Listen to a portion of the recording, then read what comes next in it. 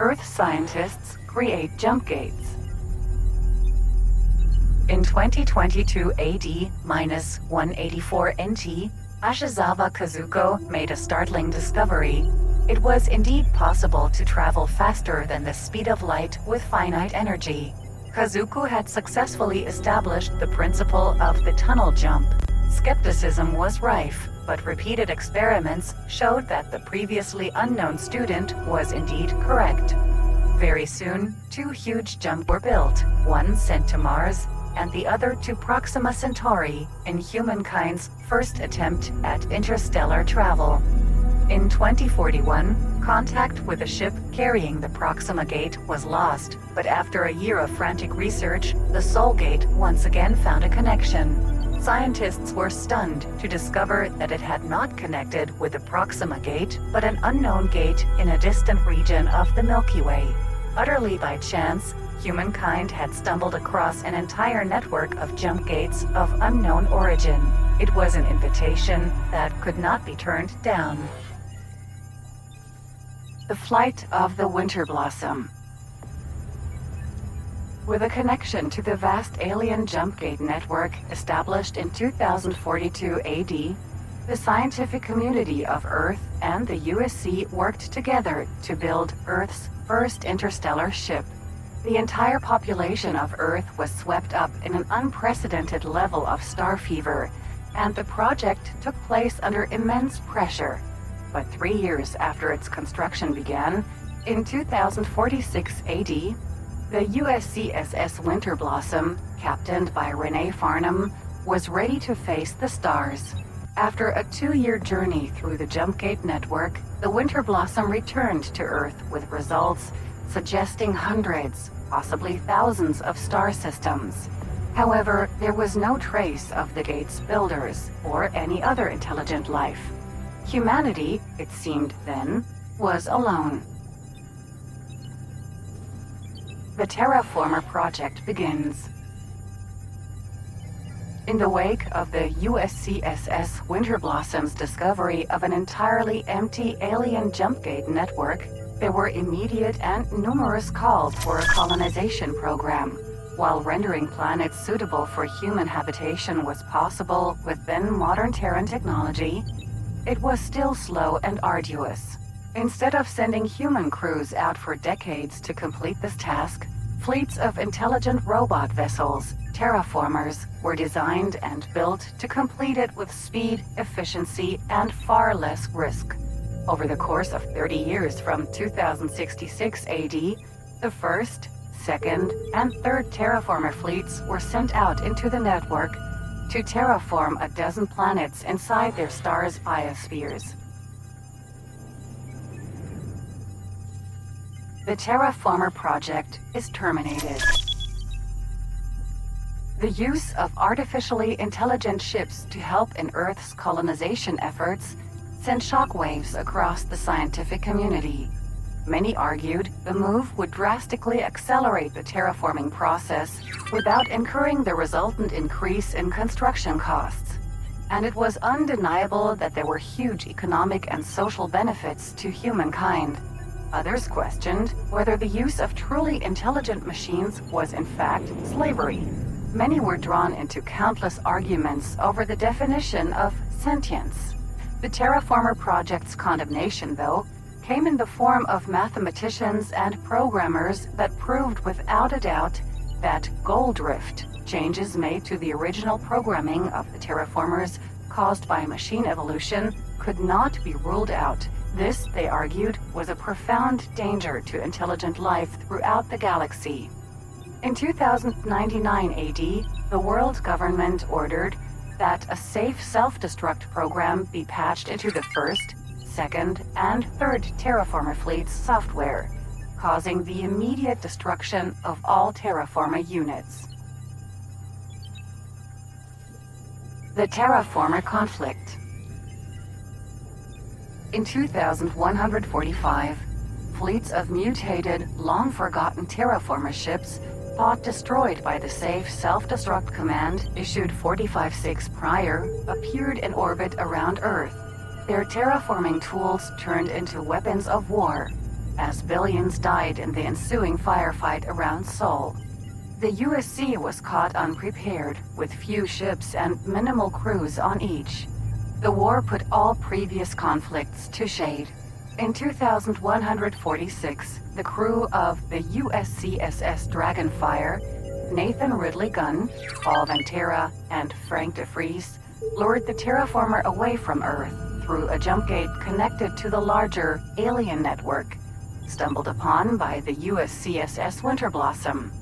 As the terraformer fleet followed the USC fleet away, Gunn ordered the Dragonfire to destroy the gate to Seoul, closing the system off to the network for hundreds of years.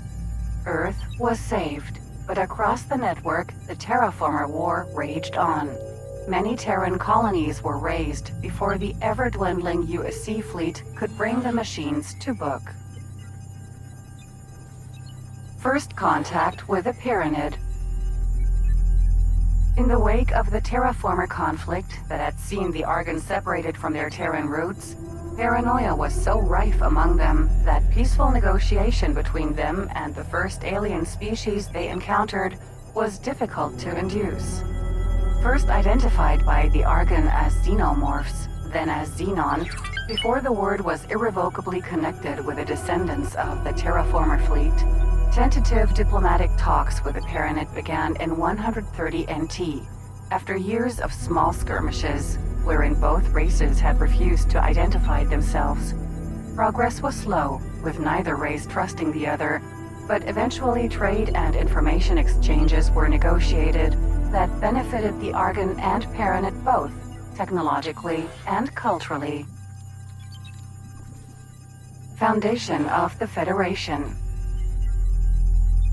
Building themselves up from nothing after facing complete annihilation by the terraformers in the terraformer conflict, the Argon spread throughout the Jumpgate network at a far slower rate than the original Terran settlers.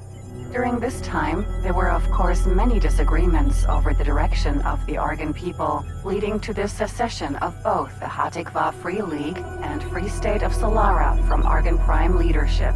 Despite their differences, however, they were able to join in an alliance, and in 241 NT, the covenant creating the Argon Federation, with Argon Prime at its capital, was signed. First contact with the Boron. It was nearly 200 years after first contact between the Argon and Pyramid, in 323 NT, that first contact with the Queendom of Boron was made. The Boron were very open to treaty negotiations, and it was a mere 4 months after first contact that trade and cultural accords were signed between Argon Prime and Kingdom End, the Boron home system. These accords formed a strong basis for Argon-Boron relations that have lasted ever since, the foundation upon which a close friendship between the two races was built. The Pyramid, less trusting than the Argon, refused to sign treaties so quickly with a race with whom they had had so little contact. The Boron Campaign. The peace that all three of the Argon, Pyramid, and Boron had known for a year after the Argon-Boron treaties were signed was suddenly shattered when the Queendom was attacked by a fleet of unknown ships, accompanied by a flotilla of Pyramid ships. The Boron were only able to survive the conflict with the help of the Argon, who were furious with the Pyramid because of their sudden aggression. The Split, to whom the ships of unknown design had belonged, quickly made themselves known as an aggressive and war-hungry people who wished to challenge themselves against all, and for a number of years, small skirmishes with the Split were known to occur both in Boron and Argon space. The Community of Planets. In an effort to avoid further violence between the Argon, Boron, Pyramid, and Split, the Community of Planets was founded in 328 NT, pledging to work together in all things and against all threats in unity. Attempts were at first unsuccessful, with only the Argon and the Boron joining the community in a so-named Guild of Founders. The Pyramid and Split, respective relations with the Argon and Boron still in ruin, refused to join, instead making their own alliance. 200 years of Cold War. Following the initial and somewhat failed founding of the Community of Planets, there were years of Cold War between the Argon and the Boron and the Pyramid and the Split. Though all races saw moderate economic growth and technological achievement, it was fueled predominantly by the necessity to be ready for war. This Cold War state was finally broken in 489 NT when the Pyramid, after much long and difficult diplomacy, agreed to join the Community of Planets. Though for another 25 years, the Split Patriarchy stubbornly believed they could stand alone, they too were brought into the fold. In 515 NT, when the second formal founding of the Community of Planets was completed. First contact with a Teladi. Contact with another species calling itself the Teladi was made in 550 NT. Ostensibly searching for their lost home, Yanamasura, the newcomers proved themselves shrewd business people with the uncanny ability to make the best of even the worst situation. Their introverted nature and ubiquitous tendency towards avarice proved uncomfortable to other races, but their financial brilliance all but assured them a place within the Community of Planets.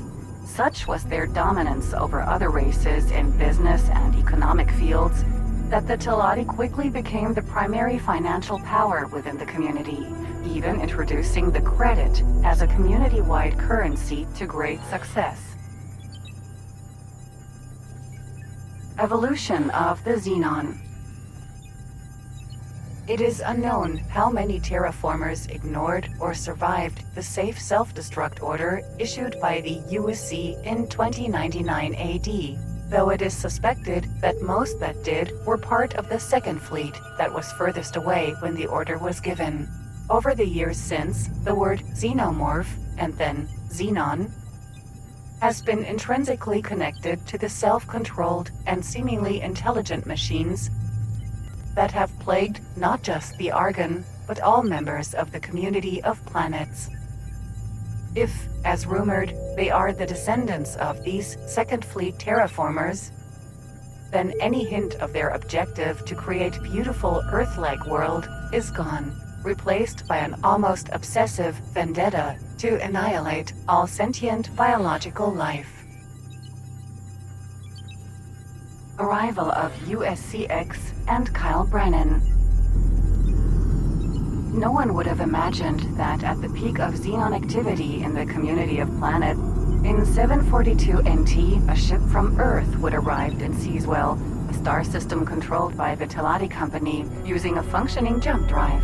Though there was much ado about the Terran pilot and his extraordinary ship, Kyle William Brennan quickly proved his mettle by volunteering to aid in the second xenon conflict, using the Terran technology equipped on the USCX, which far outstripped anything available in the Community of Planets, to cripple the xenon central supply and power facilities.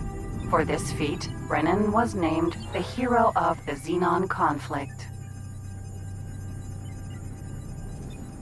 A new threat emerges. Years after Kyle Brennan's heroism, his son Nino Gardner was arrested for ties to the Yaqui Syndicate. Though Julian Gardner Brennan chose rehabilitation over imprisonment, his chance for true redemption came weeks later as the Argon colony of President's End was laid to waste by a fleet of unknown alien spaceships, later named the Cog after a split folktale. The Cog were relentless in their assaults, striking all across the Jumpgate network. The offensive could only be stopped by Julian and his close friends, Sayako and Brett Sarah, who chased the Cog to Omicron Lyrae, where they were using Julian's father to unwillingly control an M0 class battleship. Julian was able to rescue his father and halt the Cog assault on the system, but only at the cost of Brett Sarah's life. The President's End Massacre. The Argon colony of President's End had no military ships and a minimal security force when unknown alien ships jumped into the system with the use of fully functional jump drives. There was barely time to breathe before these same ships opened fire on station and ship alike, tearing the small colony apart in under an hour, jumping away before the nearest federal fleet could respond. The split would go on to name this new threat the Cock, after a folktale told to scare children, and the community of planets would fight a bitter fight against them for a number of years. President's End never recovered from this onslaught, with ships and stations left to rust, where they had been annihilated by the Cock's deadly Kion beam weapons. The Battle of Omicron Lyrae. The most famous battle of the Cock campaign, the Battle for Omicron Lyrae, saw community hero Kyle Brennan unwillingly used to control a devastating Cock M0 battleship, with weapons larger and more terrifying than anything ever seen by the community of planets. Only the intervention of Julian Brennan, Saya Ko, and Brett Serra, all named heroes of the community of planets for their efforts, stopped the M0 from destroying the heavily colonized planet of Omicron Lyrae, rescuing Kyle from the clutches of the Cock. While Julian and Saya went on to play important roles in the finding of Earth and the Terran conflict respectively, Brett was killed in the attempt to rescue Kyle and save the system. The race to find Earth. After the Battle of Omicron Lyrae, Kyle Brennan's desperate search for Earth became a staple of public opinion for many months. There were even those who believed his story and followed in his footsteps. These few included Ion, a goner, who asked Julian Brennan for his assistance in claiming Cock technology to build a new jump gate to Earth. With the task completed, Kyle, still with an active connection to the Cock hive, accidentally led the Cock directly to the gate, and then to Earth itself. If the Cock expected a swift victory in Sol, however, they were denied it, as the far superior USC fleet, greatly improved since their disconnect from the jump gate network, awaited them. Relations with the Terrans begin to cool. After their assistance in dealing with the major Cock offensives at the end of the Cock conflict, the community of planets was eager for Sol to join its ranks. The government of Earth and the outer solar system, Geos, the system-wide government of Sol, was willing to undertake a loose alliance with their long-lost cousins, the Argon Federation, alone, but declined the offer to join the community. Other races were hurt by what they saw as a slight against them, and relations slowly began to cool off. But the Jump Gate network once again knew peace for a short while. Operation Final Fury. Though the M0 class battleship used by the Cock at the Battle of Omicron Lyrae was destroyed, and no more during the rest of the Cock campaign, the Cock remained a dangerous threat to the community of planets for some time.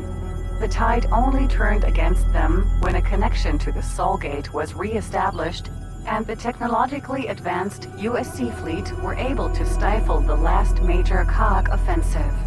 After that, the community of planets was able to organize a counterattack against the Cock, using information gathered from Cock ships to locate the hive's point of origin and destroy it. This operation was known as Operation Final Fury, and is seen as the end of the Cock campaign.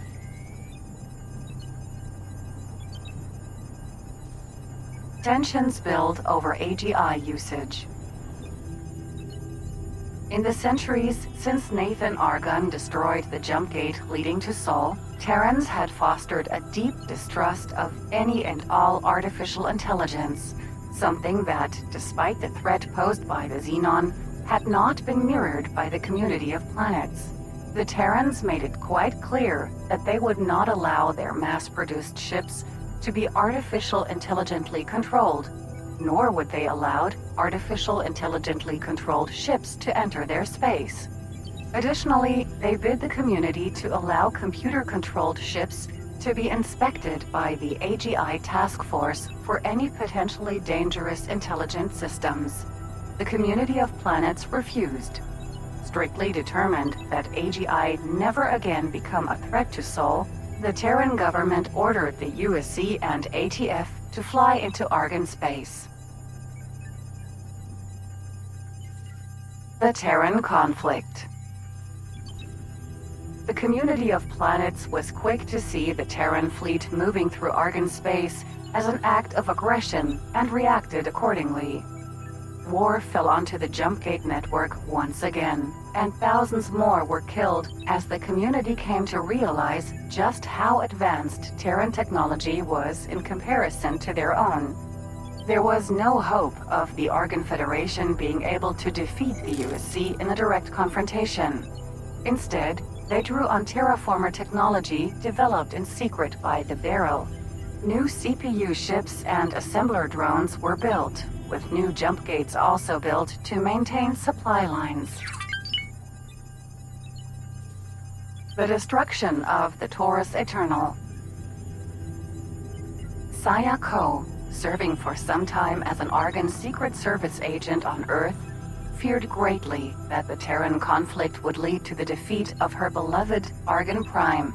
In the absence of sound alternatives, she was forced to take extreme measures.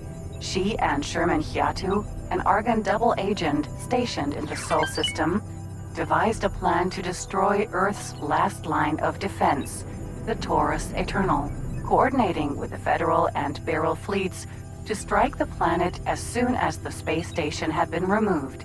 In 778 NT, they put their plan into action. They initiated an emergency procedure known as segment separation. Taurus Eternal would separate into its constituent 420 segments that drifted into a higher orbit, hereby irrevocably destroying the Taurus. Although the number of casualties was low because the segments sealed themselves to act as lifeboats, some individuals in the connecting elements were killed, among them Sayako and Sherman Hyatu. Neither body was ever found. Warp instability. First, in -24 NT, connections between all jump gates, including those made by Earth, were unexpectedly severed, and then, just as surprisingly, re-established. Terran scouts were the first to realize that the network now had different configuration than before the disconnect. Then, starting during the Terran conflict, the jump gates once again began to destabilize, with jump gates opening and closing, first sporadically and then on an almost daily basis, before in 782 NT, once again shutting down completely. Theorists suggest that these shutdowns line up with extreme rises in the aggression of the Xenon or other artificial intelligence threats, and question whether it may be an attempt to slow the destruction of intelligent biological life. The jump gate shutdown. When in 782 NT, the jump gate network was suddenly disconnected, as every single active gate suddenly deactivated without warning, the universe was thrown into chaos. Scores of star systems that depended on resources coming in from other territories were thrown into anarchy and war. As in their panic, people fought for survival. Diplomatic relationships and alliances that had stood the test of time were altogether destroyed. The fate of many star systems and many people is yet to be uncovered. The community of planets, after 268 years, ceased to exist. The Alliance of the Word. In 801 NT, 19 years after the death of the community of planets, messenger drones from Sacred Relic appeared in Argon Prime and Kingdom End, bringing word from the Paranid that they were attempting to find out the reason for the shutdown and send any aid they could. These Paranid called themselves the Alliance of the Word, offering some kind of communication between star systems, even if interstellar travel was no longer possible. The Alliance of the Word still operates in Sacred Relic to this day, sending automated scouts to systems still trapped outside the newly connected Jumpgate network, in the hope that they may find out who has survived the dark times and send aid to them if necessary. The gates reopen. Though it is impossible to know when the first of the thousands of jump gates throughout the universe reopened, or which it was, the first instance recorded by the Alliance of the Word of a reopening was in 803 NT, reconnecting Sacred Relic to Pious Mists, then an unexplored system. Messenger drones they had sent to nearby systems soon returned with more news of open gates. For near to 20 years, jump gates continued to open and close, much as they had before 782 NT, some sporadically opening, closing, and reopening to a new location, some turning on and immediately stabilizing. The gate network stabilizes. In the 20 years after first reports of reopened jump gates arrived in Sacred Relic, the Alliance of the Word continued to study jump gates and as many unstable warp anomalies as they could for any pattern or reasoning behind the instability of the system. Though they were unable to garner much, they were able to find a noticeable pattern. As time passed, more and more gates were not only remaining open, but also stable. By 820 NT, they had gathered enough data to be able to confirm publicly that the new Jumpgate network was completely safe to traverse.